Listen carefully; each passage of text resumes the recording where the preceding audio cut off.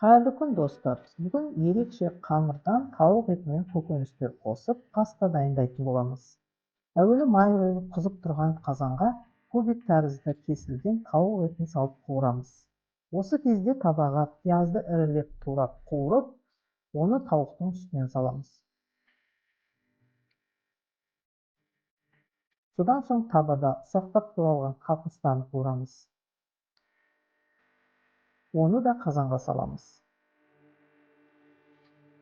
Әрі қарай табада сәбізді, картопты салып қуырамыз.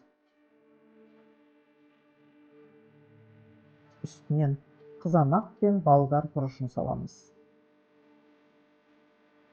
Мұның барлығын қазандағы тауықтың үстіне қосамыз, томат пастасын құямыз және 200 грамдай сүт қосамыз.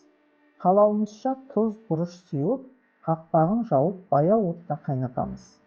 Қазан қайнап жатқан кезде укроп, петрушканы блендерден өткізіп, тұз, су араластырып, жайындап кесіп алған қамырымызды суда қайнатып аламыз. Оны қазандағы ет пен көкөністердің үстінен саламыз.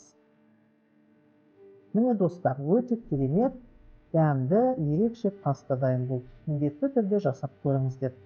Видеоны соңына дейін көргендеріңізге рахмет. Каналыма жазылып лайк қоюды, комментарий жазуды ұмытпаңыздар. Келесі кездескенше аман болыңыздар.